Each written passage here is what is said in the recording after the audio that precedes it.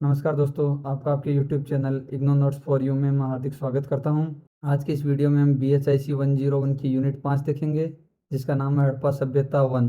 हड़प्पा सभ्यता 1। आज के इस वीडियो में सबसे पहले हम प्रस्तावना देखेंगे, उसके बाद खोज, किस किसने खोज की थी, नामावली और विस्तार क्षेत्र, इसका नामकरण कैसे हुआ, विस्तार क्षेत्र कहाँ से कहाँ तक है, कालक्रम समय क्या था, उत्पत्ति के विषय में अलग अलग विद्वानों ने क्या क्या राय दिए हैं, प्रारंभिक हड़प्पा क्या था उसके बारे में देखेंगे, महत्वपूर्ण निष्कर्ष निकालेंगे, क्या क्या महत्वपूर्ण निष्कर्ष थे, प्रारंभिक हड़प्पा की कुछ संस्कृतियां देखेंगे। प्रस्तावना। भारत की प्रथम शहरी सभ्यता सिंधु अथवा हड़प्पा सभ्यता है।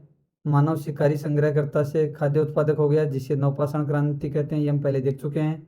मानव विकास के अगले चरण में शहरों का विकास हुआ या नगरीकरण था, इसी के बारे में ये सभ्यता है, सिंधु सभ्यता और हड़प्पा सभ्यता।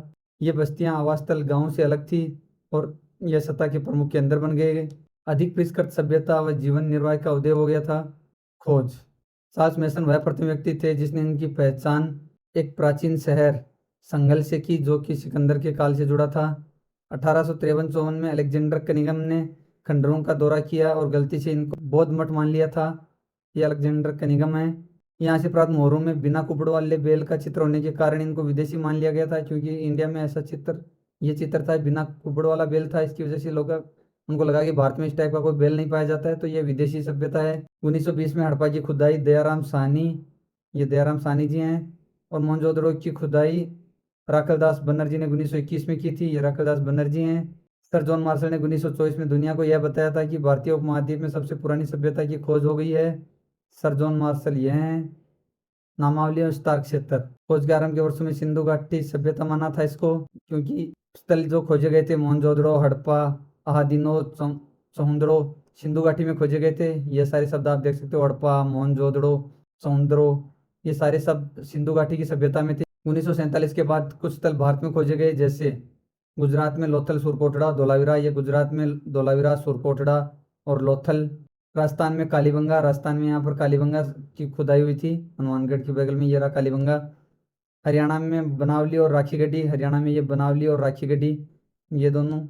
पहले इसको सिंधु घाटी सभ्यता मानते थे, लेकिन जब ये नए शहर या नई खुदाई ये सारी घग्गर और हकड़ा नदी के पास हुई थी, तो अब ये सिंधु नदी के किनारे पे नहीं थी, इसलिए इसको सिंधु सभ्यता कह नहीं सकते थे। तो इसका नामकरण क्या रखा जाए, तो इस सभ्यता का सबसे पहला जो शहर जो मिला था वो हड़प्पा शहर मिला था, इसलिए इस सभ्यता का नाम हड़प्पा सभ्यता रख दिया गया था। हड़प्पा सभ्यता का विस्तार क्षेत्र, इसमें हम देख रहे हैं सिंधु सभ्यता के स्थलों का विस्तार, भारत के उत्तर क्षेत्र, यह भारत के उत्तर क्षेत्र और पाकिस्तान में इनका विस्तार। सिंधु घाटी का निचला हिस्सा सिंध, जहाँ मोहनजोदड़ो लरकाना जिले में स्थित है। ऊपरी सिंध में सुकुर पहाड़ियों में चकमक के हड़प्पावासी ब्लेड बनाते थे।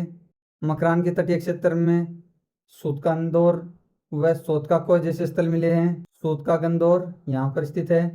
सबसे उत्तरी स्थल सेतुगई उत्तर पूर्वी अफगानिस्तान में है। सबसे स्थल ये देख सकते हैं आप, सेतुगई उत्तर पूर्वी अफगानिस्तान में है। सबसे प्रसिद्ध स्थल हड़प्पा रावी नदी सिंध के उत्तर पूर्व में पाकिस्तान के पंजाब प्रांत में स्थित है। कच्छ के रण व खंबात की खाड़ी में धोलावीरा मिला है। सौराष्ट्र के पूर्वी क्षेत्र में लोथल है। सभ्यता के दक्षिण की ओर सर्वाधिक विस्तार किम नदी के मुहाने पर स्थित भक्तरव स्थल है, यह आप देख सकते हैं। धोलावीरा है, ये लोथल है और ये भक्तरव स्थल है। पूर्व में राखी गढ़ी व बनवाली और कालीबंगा जैसे स्थल हैं, जो कि हड़प्पा सभ्यता की तरफ बड़े स्थल हैं। कुछ स्थल एकदम उत्तरी क्षेत्र सहारनपुर के आसपास गंगा यमुना दोआब में भी स्थित हैं। ये राखी गढ़ी की फोटो है, ये बनवाली का चित्र है और ये कालीबंगा की फोटो है। हड़प्पा सभ्यता का कालक्रम। सभ्यता का काल 3300 BC से 1300 BC तक का है। विकास के आधार पर चरण, यह मुख्य रूप से इसको 3 चरणों में बांटा गया है। पहला चरण, दूसरा चरण और तीसरा चरण। ये आप देखेंगे बीच का संक्रमण चरण, ये पहले चरण से दूसरे चरण में जाने की अवस्था के बीच में थोड़ा सा समय है, इसलिए इसको काल नहीं माना जा सकता। प्रारंभिक हड़प्पा या क्षेत्रीकरण, ये 3300 से 2600 BC तक था। इसके मुख्य स्थल हड़प्पा, कोटदीजी और आमरी थे। इसमें विशेषताएं क्या थी? किलेबंदी थी, ग्रिड योजना, व्यापार, जल तंत्र का प्रारंभिक विकास व शिल्प विशिष्टीकरण था। संक्रमण चरण, कुणाल, धोलावीरा और हड़प्पा मुख्य शहर थे। शिल्प विशिष्टीकरण के चरणों का विकास हुआ, जो चरण यहाँ चल रहे थे उसी का विकास हुआ। संगठित सिंचाई प्रणाली हुई, जो सिंचाई प्रणाली का यहाँ प्रारंभिक विकास हुआ था वो आगे बढ़ी। मर्तपांडु के डिजाइन व रूपों में आंशिक रूप से मानकीकृत स्वरूप हुआ। परिपक्व हड़प्पा काल 2600 से 1800 BC तक। इसमें मुख्य शहर मोहनजोदड़ो, हड़प्पा, धोलावीरा और कालीबंगा है।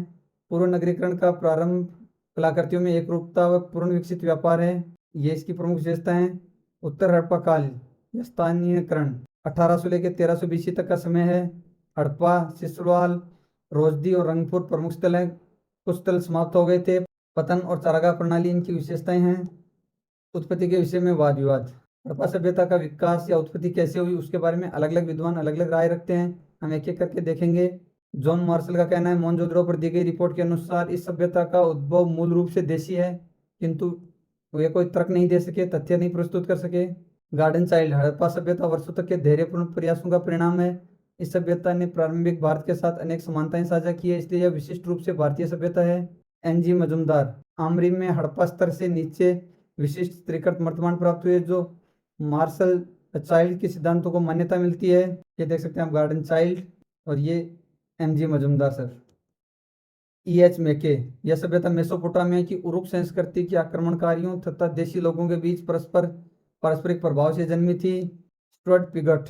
सभ्यता का उद्भव पूर्णतः देशी था, किंतु इसकी सही प्रक्रिया अभी तक नहीं समझी जा सकी है। M व्हीलर के अनुसार मेसोपोटामिया के प्रभाव को महत्वपूर्ण माना इन्होंने, लेकिन उन्होंने प्रवासन को नहीं माना। सिंधु सभ्यता ने मेसोपोटामिया के विचारों को ही ग्रहण किया था, वहां के लोग यहाँ आके नहीं बसे थे, प्रवासन को महत्वपूर्ण नहीं माना। ES garden. मेसोपोटामिया के लोगों का वास्तविक प्रवासन हुआ, इनके अनुसार वो लोग वास्तव में आके यहाँ बसे थे। FA खान। 1957 में सिंध में स्थित कोटदीजी की खुदाई में मिले साधार तस्करी, पीपल के पत्ते, मछली के सिल्क, ताराकोटा के एक से पता चलता है कि कोटदीजी के अवशेष सिंधु सभ्यता से पहले के हैं। बाद में सिंधु सभ्यता के विकास का पूर्वाभास देते हैं। एक घोष। घग्गर नदी में उन्हें सोदी नामक स्थल पर कालीबंगा के सिंधु पूर्व मर्तबांडों के समकालीन मर्तबांड मिले हैं। FR Allchin, Bridget Allchin. Harappa सभ्यता का उद्भव हड़प्पा पूर्व संस्कृति से हुआ, जो कि सिंधु घाटी में इससे पूर्व स्थित थी। डेक्के चक्रवर्ती। परिपक्व हड़प्पा चरण से प्रारंभिक हड़प्पा चरण को अलग करने के लिए दो घटनाक्रम हैं।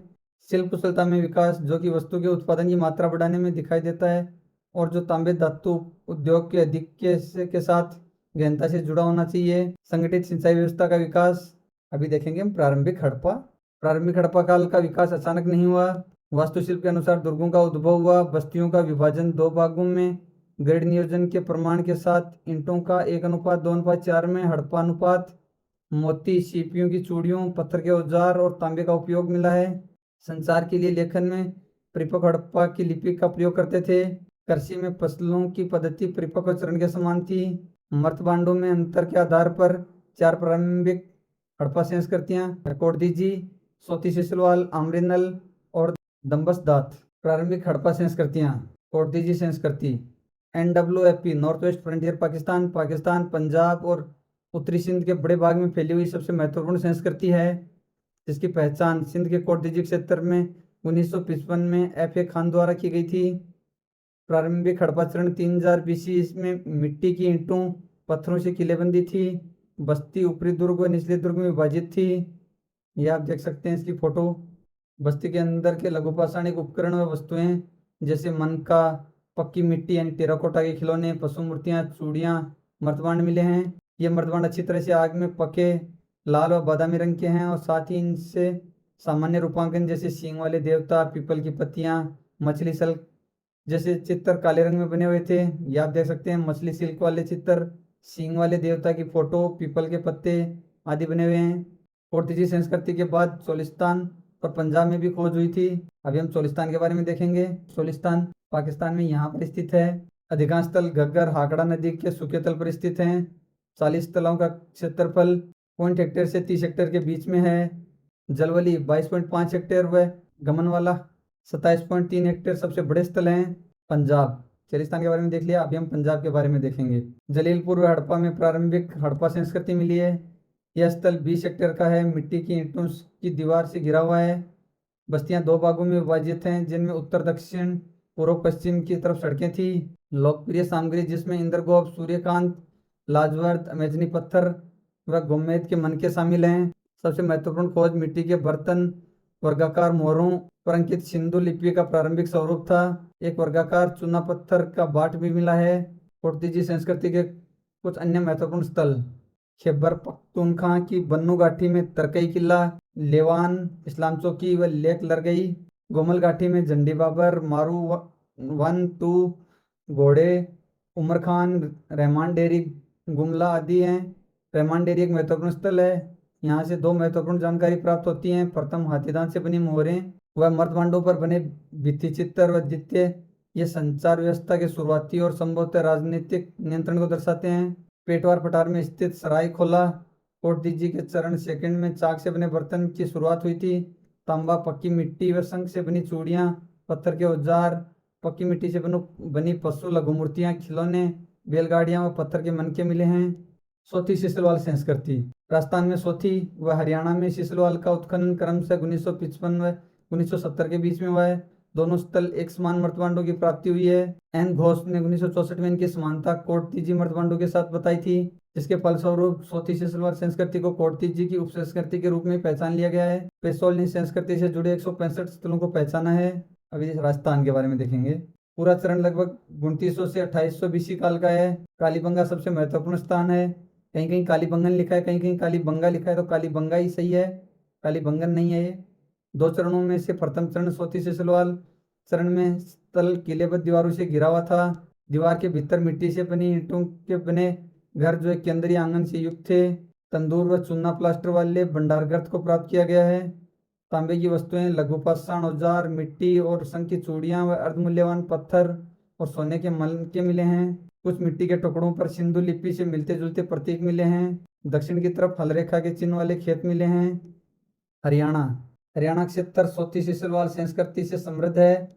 सिसवाल के अलावा यह चरण कुनाल, बालू, बनावली, राखीगढ़ी व भिराना में है। सभी स्थलों से मिट्टी की ईंटों से बनी संरचनाओं के प्रमाण मिले हैं। कुनाल में ईंटों का अनुपात 1:2:3 तथा 1:2:4 का है तथा भिराना में अनुपात 1:2:3 का है।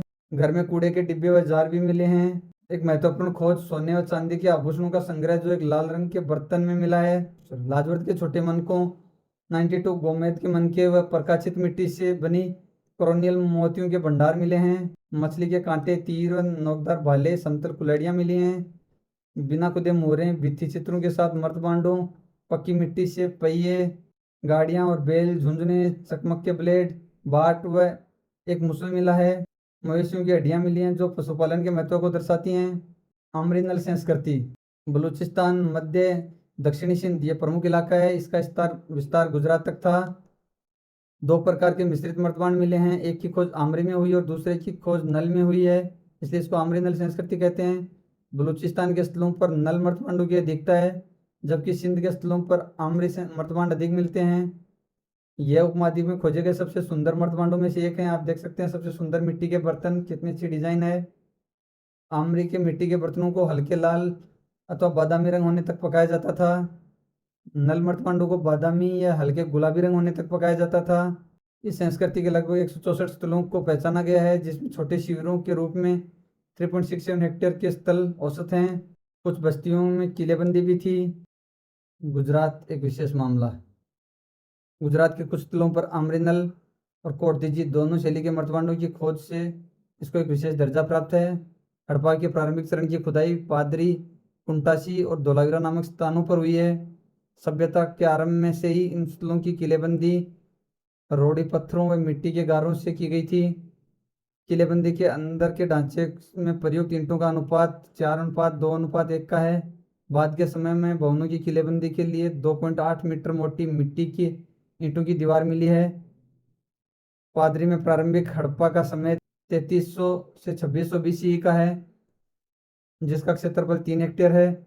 निवासी मिट्टी के बनी ईंटों के घरों में रहते थे और तांबा धातुक्रम से परिचित थे।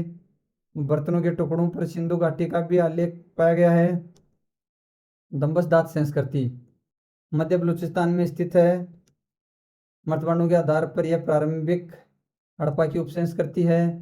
इसके मर्दमांड में कोटदीजी से प्रभावित है, परंतु इस पर अंकित विभिन्न पौधे, जानवर, ज्यामितीय रूपांकन सबसे अलग है, यह और कहीं नहीं है। संस्कृति के 37 स्थल हैं, जिनका औसत आकार 2.26 हेक्टेयर है, यानी 14 हेक्टेयर है। सबसे बड़ा स्थल क्रेटा मेरी लगभग 23 हेक्टेयर का है। दूसरे स्थान पर मुंडीगढ़ 18.75 हेक्टेयर है। अन्य महत्वपूर्ण स्थल दम्बस्तात व फैज मोहम्मद हैं। महत्वपूर्ण अवलोकन या निष्कर्ष, अभी तक हमने जो पढ़ा है उसके महत्वपूर्ण निष्कर्ष क्या है, अवलोकन क्या है। बैल को एक भारवाही पशु में बदल दिया गया था। भार ढोने के लिए काम लेते थे बैल को। हड़प्पा के पूर्व सिंधु सूत्रों में गाड़ी के पहियों की लकीरों के प्रमाण मिले हैं। कालीबंगन में पुरातत्वविदों ने एक सीधी हल रेखा के निशान खोजे हैं। प्रारंभिक सिंधु काल में गेहूं व जौ की खेती के भी साक्ष्य मिले हैं। रहमान डेयरी व कालीबंगन में रबी की फसलें उगाई जाती थी। सोती सीसलवाल के एक स्थल रोहिरा में ज्वार उगाई जाती थी। कालीबंगन में तंदूर भी पाए गए हैं, जिसका मतलब भारत में रोटी बनाने का इतिहास 5000 साल पुराना है। सभी प्रारंभिक स्तरों पर चाक से बने मर्तमांडों का प्रभुत्व है। नल और कालीबंगा में दोनों स्थलों से शेलखटी और संख्य मिले मन के लंबी दूरी के व्यापार का प्रमाण है। प्रारंभिक सिंधु घाटी के कुनाल और नौशेरा में कुछ मोहरें प्राप्त हुई हैं।